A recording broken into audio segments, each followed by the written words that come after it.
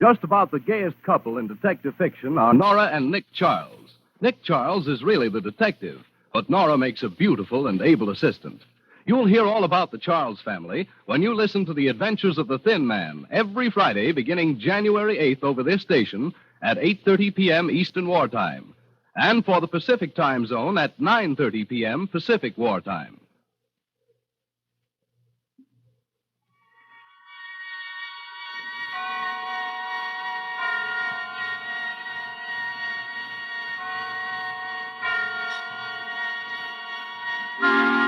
Suspense.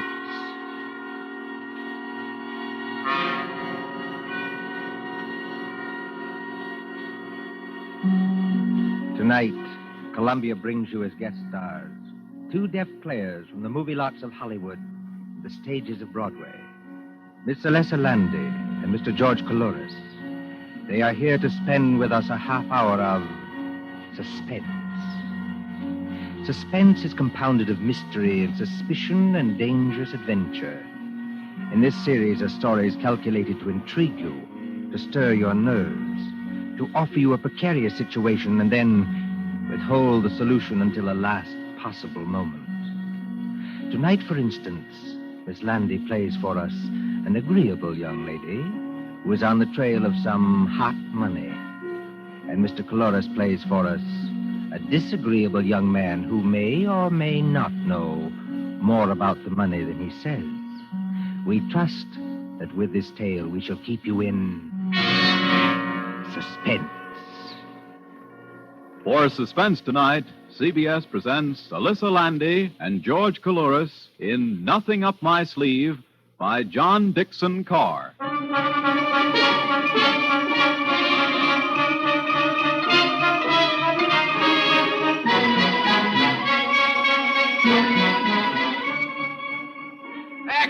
Extra, read all about it. Shock Morgan caught. Extra, read all about it. Shock Morgan caught. It's New Year's Eve, remember? Times Square is celebrating. The fiery lights flash no longer, but the crowds are still the same. Thronging, jostling, singing, drowning out a voice at the street corner when it says, Fatal gun battle at Jamaica. Read all about it. Fatal gun battle at Jamaica. Read all about it. But would that cry perhaps reach as far as a large and sedate country house some 20 miles from New York? Out there, the earth is sealed up with snow. The white pillars of the house rise up high and ghostly against it, showing no outward lights. A lonely house, this mansion in Fir Woods. Just the place for a murder, I've always said. Wouldn't surprise me either. These Rolfs are a funny lot. And alone in that house tonight, apparently alone, is a man practicing shots in a billiard room, a long and paneled room at the back of the house. Now, look at Mr. Derek Rolfe, as tall and lean and well-tailored as ever. Many people don't like him. He's a little too supercilious, a little too sure of himself, too suggestive of the lifted lip and the glazed eye. There he stands in the billiard room, under the snow-covered skylight, leaning over the green cloth under brilliant lights when... Huh? Just a moment, please. Good shot. Yes, come in. Excuse me, Mr. Rolfe. Oh, not at all. Hey, wait, aren't you Miss... I'm Dorothy Dale, your aunt's social secretary. Surely you remember that. Oh, of course. Forgive me for forgetting your name. You surprised me, Dorothy. Yes, I thought I surprised you a little. No, I mean you surprised me by being in the house at all. Why?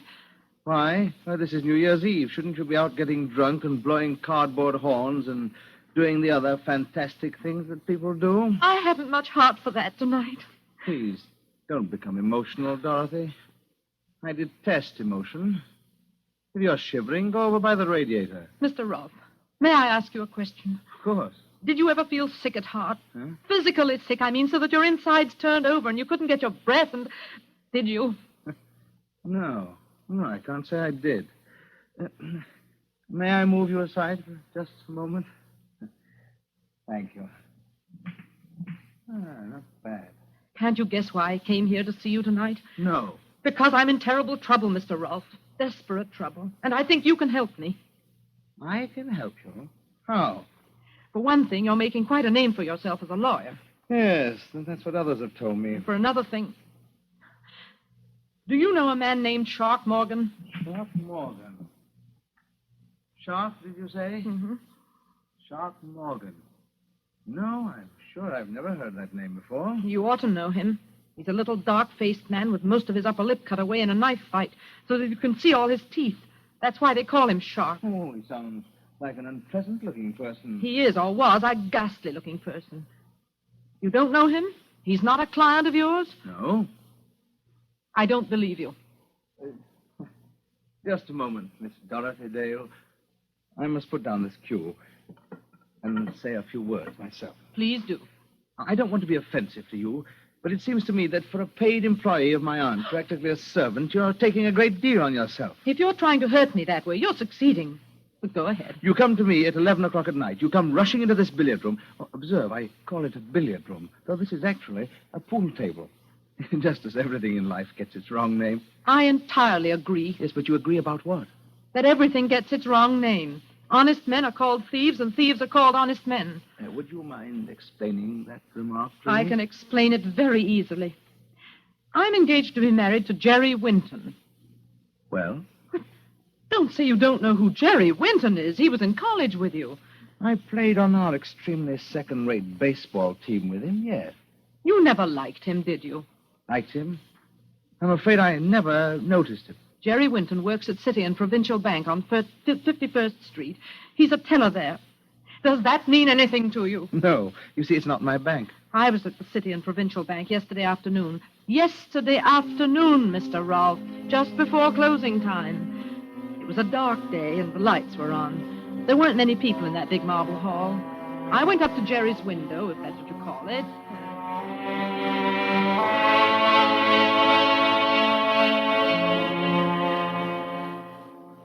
Can you cash a check for $1 million?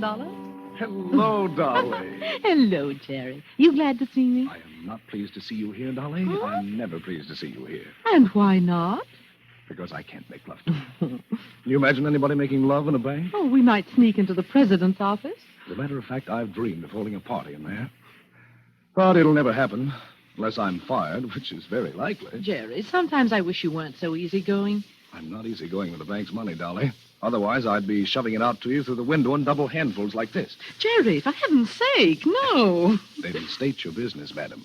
The convict in the next cage is watching us already. I want to cash a check. Here it is. For $20. That is, if my account can stand it. Yes, I think we can manage that. How will you have it? Oh, it doesn't matter anyway. Jerry, What's wrong? look over there. Where? Over there by that marble table with the pens and ink on it. The little man with no upper lip to his mouth and all his teeth showing. Ugly-looking devil, I admit. He's carrying something like a violin case. Hold on. I've seen that fellow someplace before. Of course you have. Don't you remember where? It was... It was out at Mr. Rolfe's house in the country when you came to visit me last Sunday. The man with the teeth and 5 other men were coming out on the porch as we were going in. Wait a minute, Dolly. That's not all. What is it? There's some very funny-looking customers in this bank right now. Where? At Mr. Wallace's window. At Mr. Robinson's window. And up by the guard at the front door. They don't seem to make any sound. As though they all wore rubber-soled shoes. Jerry, something's going to happen. I know it is. Unless I can get off this stool and warn... That was just to call your attention, folks. Just to call your attention. Now, just stand where you are, all of you. And nobody will get hurt. Darling, I'm scared. Well, what shall I do? You stay Steady, over dear. there, Just folks. stand still. Stay right Don't there. dare turn around. Was that the man with the Everybody in teeth? this place Yes, is he's coming. got the machine gun. We don't want any funny business about alarm bells, see? One of the boys has already gone behind to take up the collection. Now just stay where you are. That's all you gotta do. You can't get away with this. Oh, look, boys, here's a guy at the front with a nice mahogany desk and a plate with his name on it who says we can't get away with it. That's Sean, huh? Don't do it, Sean. That wasn't in our orders. So we can't get away with it. Oh, he's crazy. I hear somebody else talking. Jerry! Thought I heard somebody over there. Oh, it's you, kid. Move to one side of the window, Dolly. Move to one side of the window. Don't worry, kid. I ain't gonna hurt you. No? Not a bit of it. Thanks for helping us. You'll get your cut later. What do you mean, my cut? That's what I said. You'll get your share when we divvy up. Well, I don't know anything about this All robbery. right, kid, we'll take care of you. I tell you, I don't know anything about this robbery. Jerry!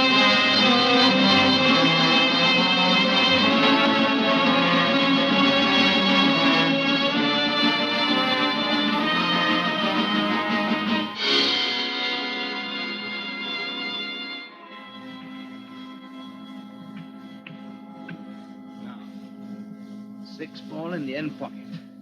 Ah, got it. Are you listening, Mr. Rolfe? This Shark Morgan must have been quite a fool. I grant you that. He was a fool. He must have been crazy. But they've held Jerry at police headquarters just the same. Well, that's very unfortunate if he's innocent. You know he's innocent. I'm afraid I don't know anything about it. Don't you even know what happened today? Haven't you read the newspaper? No. The police trapped that whole gang in a Long Island farmhouse. There was a gunfight. Oh, is that so? Oh, no casualties, I hope. You hope? I must tell you again, Dorothy, don't be emotional. I detest emotion. The whole gang were killed, every last one of them, including Shark Morgan. So there's nobody to talk, nobody to tell. But As you were saying, they didn't find the money. what money? The stolen money. $88,000 taken from that bank, and yet the police can't find a cent of it. Shall I tell you why, Mr. Rolfe? Because it was passed on to somebody else for safekeeping. Oh, passed on to somebody else. That's what I said. Well, perhaps your friend Jerry Winton could tell us where it is. That's what the police think. Oh, can you imagine what he's going through tonight? Well, it's not a pleasant way to spend New Year's Eve, I admit. Excuse me. But, after all, the late Shark Morgan did accuse Winton. Now, if he isn't guilty, why should Morgan accuse him? Meanness. I don't think I understand. Meanness. The sort of meanness that some people call a sense of humor. Morgan saw Jerry in this house. Oh, be careful, young lady. That's an actionable statement. I've already made it to the police, thanks. Oh, and did they believe you? No. They're a very intelligent crowd down at Center Street. And after all, your story isn't very credible. Why not? Well, Shark Morgan sees your friend Winton, sees him for perhaps 10 seconds coming out of this house, and then accuses him of complicity in a bank robbery. Now, is that very likely? Yes, very likely. If somebody put him up to it. Again, I don't understand you. Somebody deliberately told Morgan to accuse Jerry and get him into as much trouble as possible. Tell me, Mr. Rolfe, why do you dislike Jerry so much? Now that you mention that fellow, I can recall who he is. Thanks for condescending to. Yes, indeed. Why, he was the man in our class voted most likely to succeed. Now, let's see. Where did you say he is tonight? He's just where you put him. You're trying my patience to the very limit, young woman. And out in a Long Island farmhouse, there are 5 bodies full of bullet holes. 5 men who'll never speak again. And somewhere else, maybe not very far from here, is the man who engineered the whole robbery. Planned it and staged it and got his accomplices killed. My goodness, he must have supernatural powers. No Dorothy. witnesses, nobody to testify. Oh, if I could only find the money. $88,000, I think you said. If I could only find the money and prove who had done it and prove Jerry innocent and just for 1 second get past that devilish smug mask of yours that's driving me. Anything wrong, Dorothy? No. No, nothing at all. You've been following me round and round this table. Have you been looking at something? Only admiring your billiard room, that's all. Oh, you haven't been looking at the suitcase, for instance? Oh, well, a suitcase. Look, over on the bench under the cue rack. The suitcase that contains legal papers. I hadn't even noticed it. Mr. Rolfe, Yes, Dorothy? I'm afraid I've taken up a lot of your time and not done myself any good and made something of a spectacle of myself. Frankly, young woman, you have. Well, if you won't help me, you won't. And that's that. If you don't mind, I'd like to go now. I suppose, my dear, I didn't choose to let you go. But why?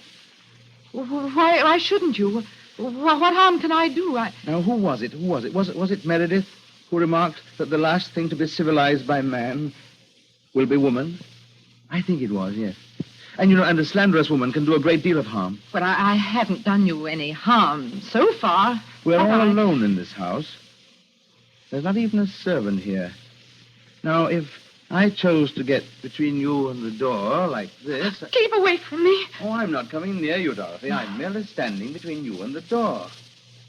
Now, I suppose you realize that I could turn very nasty if I like. What are you going to do? Do? Well, I'm going to open the door for you like this. I'm going to say, God bless you, my child, as befits a New Year's greeting. I'm going to show you out and wish you good night. You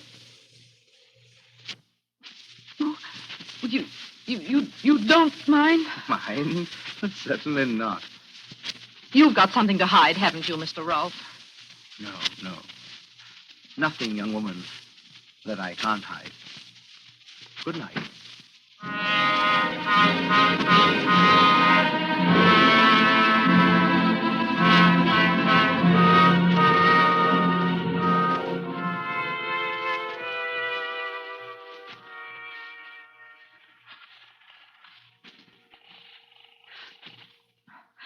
Operator. What number are you calling, please?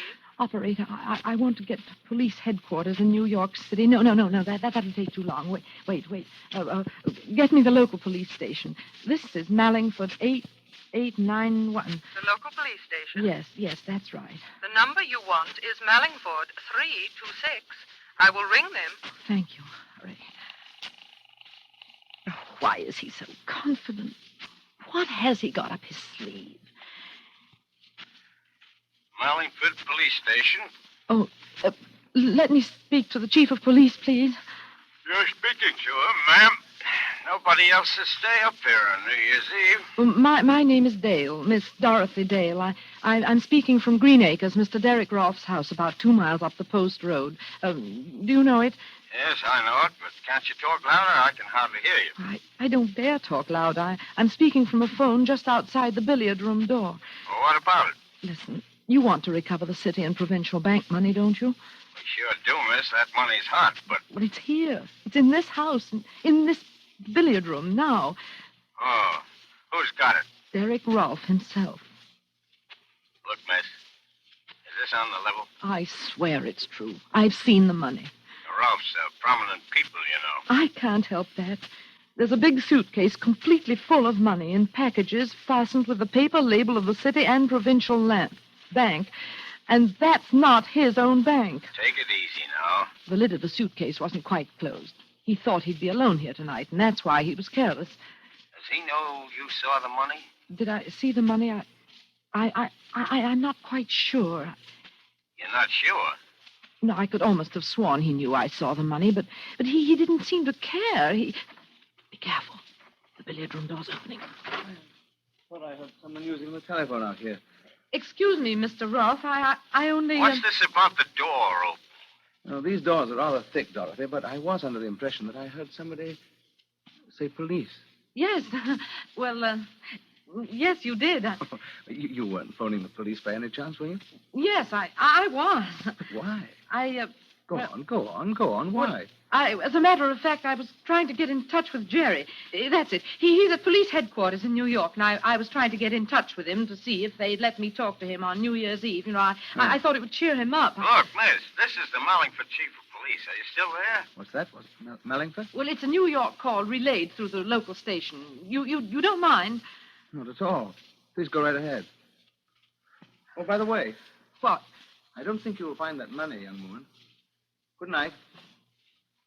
Listen, miss, are you still on the end of the wire, or aren't you? Yes, but I couldn't talk to you. He was here. Who was there? Derek Rolfe. He said I'd never find the money. You mean he admits he's got it?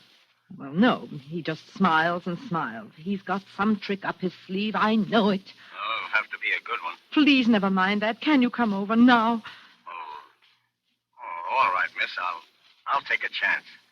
Who else is in the house with you? Nobody. I'm all alone with him. What are you going to do if he tries to light out with the money? I don't see what I can do. That's all the more reason for you to get here quickly. I swear you'll find the money in that billiard room. Only hurry.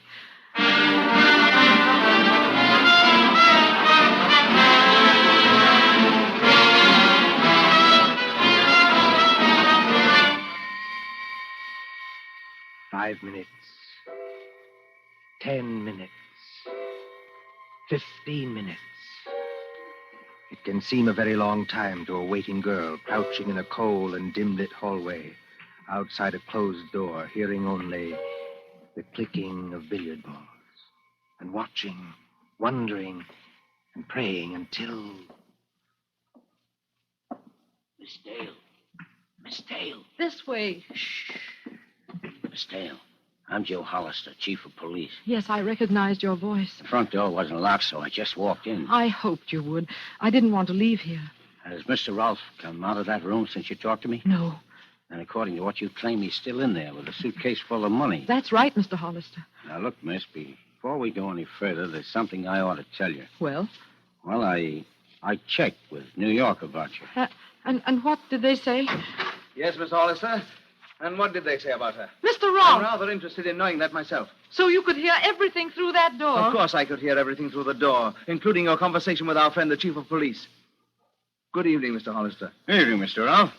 This young lady says that... I know what she says. Will you come into the billiard room, please? Both of you? Oh. Thank you. Just what trick are you up to now? Trick? You talk of tricks. Now, just a minute now. Take it easy. What I want to know is where's this suitcase Miss Dale was talking about? There it is.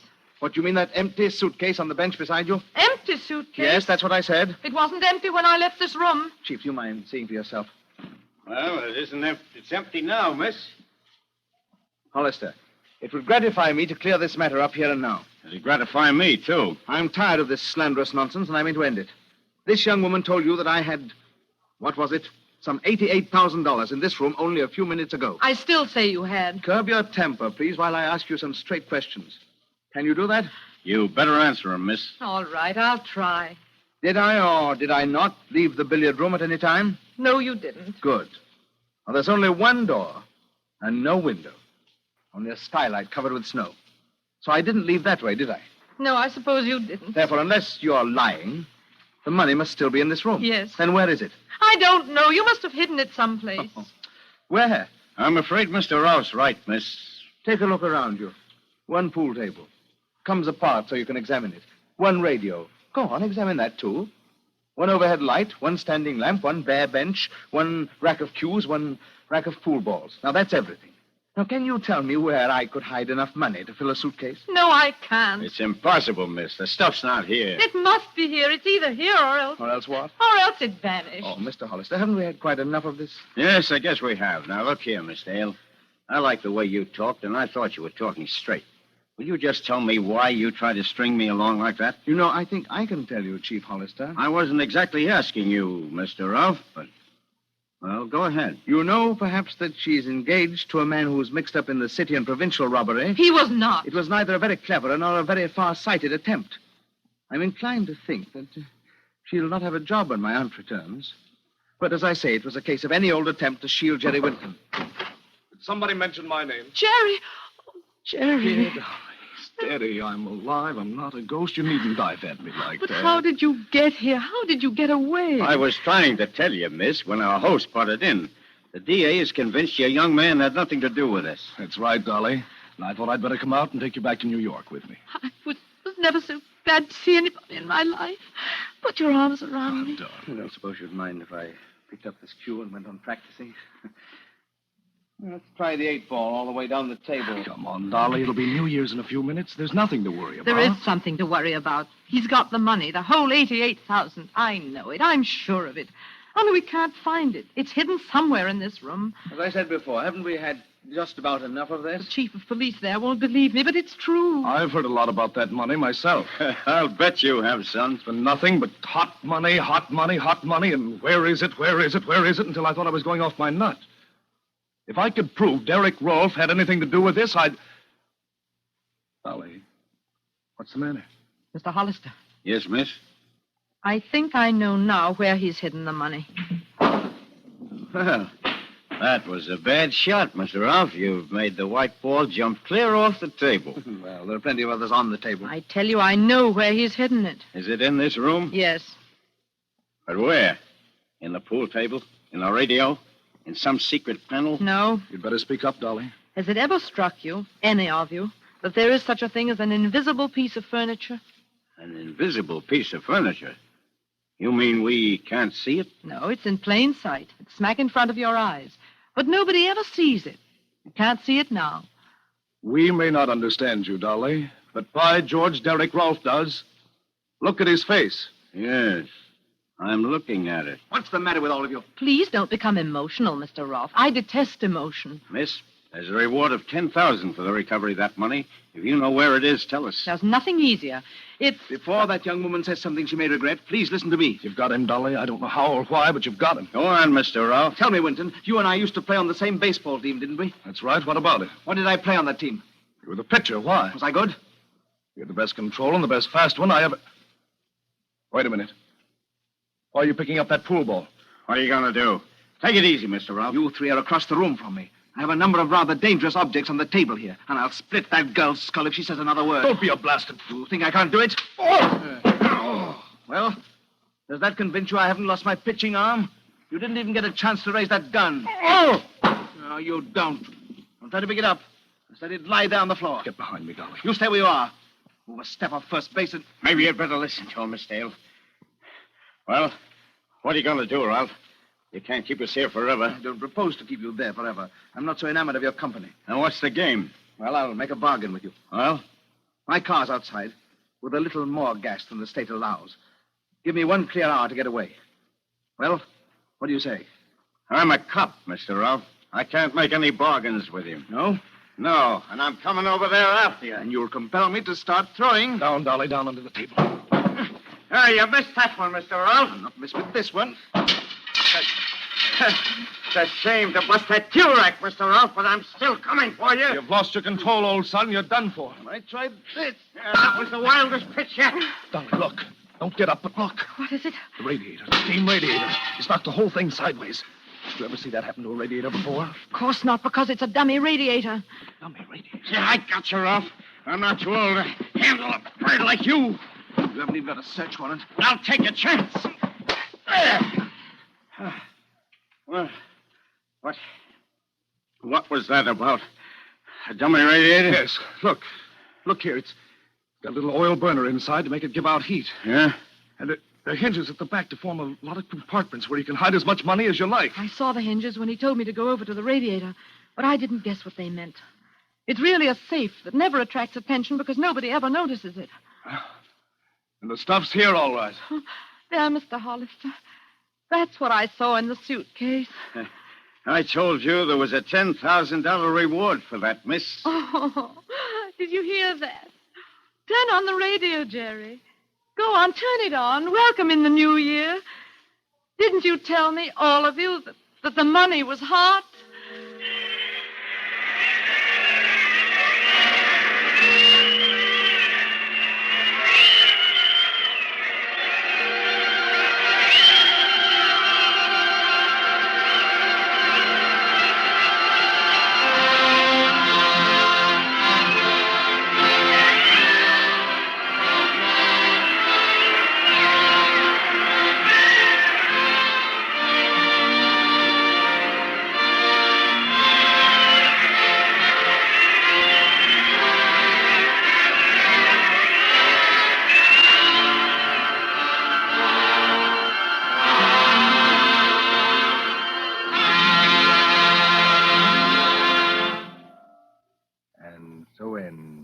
Nothing Up My Sleeve, starring Alyssa Lundy and George Coulouris. Tonight's story of Suspense. Columbia presents these tales of mystery and intrigue and dangerous adventure for your relaxation and enjoyment. Next Tuesday, there'll be another in this series. Same hour, 9:30 Eastern Wartime.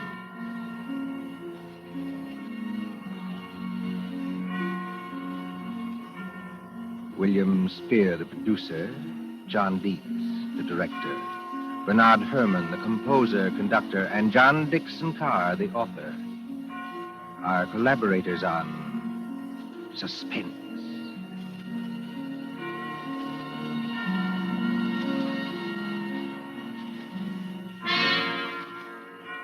This is the Columbia Broadcasting System.